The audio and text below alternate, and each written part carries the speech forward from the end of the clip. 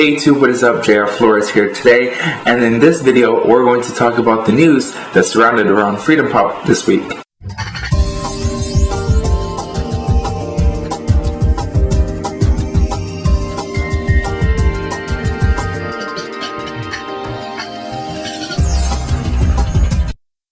So the first thing that happened this week was FreedomPop actually launched a new device. It's a really cool device. It's a Samsung Galaxy S2 Epic 4G Touch. But the thing about it, it has special features.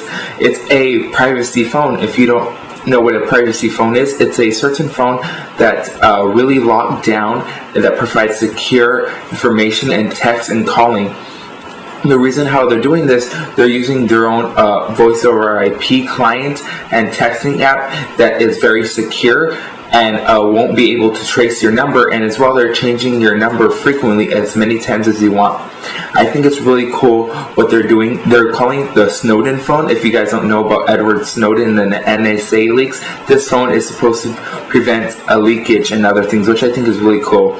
And they're retailing it for $169, which is a great price for a phone that's secure and that price point. It's a no contract phone as well. But another cool thing about it, it runs one of the latest Android operating systems. It has their own custom firmware on the phone as well.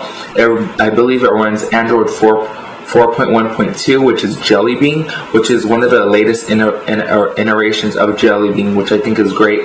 And the thing about it is that they're able to provide secure information using 128-bit encryption, which is great. And there's many more features provided, such any Samsung has, which is great call quality and all this other things as well that they're able to do by having this. And I think to the average consumer, this is not their type of device, but if you're some type of technology enthusiast who likes to use technology and stuff like that, I think it's a great product for that as well. And another thing about it is that you can pay, what I think about it is that you could pay virtually with Bitcoins. If you don't know what Bitcoins is, it's a new money, I would say currency that's been around online that you use to pay items. And the thing about it, the way able to do this is because it will be virtually untraceable, and they're allowed you to do this. But when you purchase this phone, you will get unlimited text and 500 megabytes of data as well, or I believe a gig depending on which plan you get, for 3 months. And after that, it will be free service, and you get 500 calling, 200 text, and 500 megabytes of data. So the second question, or the second news that came out for FreedomPop was their FreedomPop update. A lot of people have been expecting this in the past coming weeks, that they were going to release a new FreedomPop messaging update for the devices that will improve battery life as well as the usability of the messaging application. And they improved 2 updates in this past couple of days. You guys should check them out if you haven't yet updated your software on it. And what it improves on is the battery life, which is a major gripe for some devices, such as the HTC Design 4G had some issues with it. The Evo was resolved as well with the battery life. It has improved significantly or substantially, as well as a lot of HTC devices, basically the Evo 3D as well. It also improved the Galaxy S2. I noticed that as well when I updated it on my other Galaxy S2 that I use on FreedomPop. That one has improved, I would say, roughly about a good hour to 2 hours of battery life extra, which is nice to have.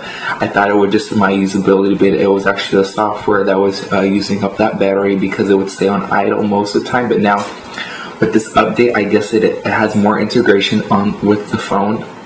And as well, it runs as a background application, not to be so resource hungry. So I like what they're doing and what they're doing to try to improve the user experience. And I think FreedomPop is doing great on that as well.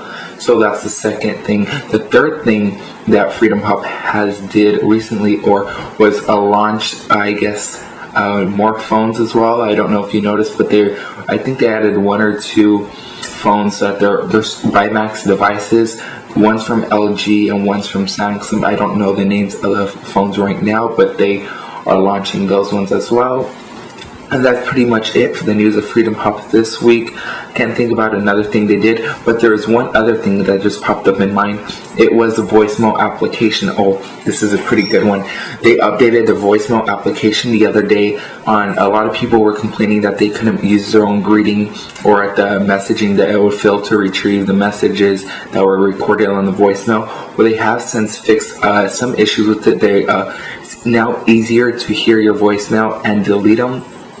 And they also resolved the issue of using your own greeting. Now you can use your own greeting instead of the standard greeting, which is great for people who use a business or need to have their own greeting. So they were able to do that and perform a few tweaks on that as well. So that's the overall news for FreedomPop this week. And once again, stay tuned for much more technology videos like this. If you guys like this video, leave a thumbs up. And if you didn't like it, dislike it. If you have something to say, leave it in the comments down below. Once again, I'm JR Flores, and have a good day.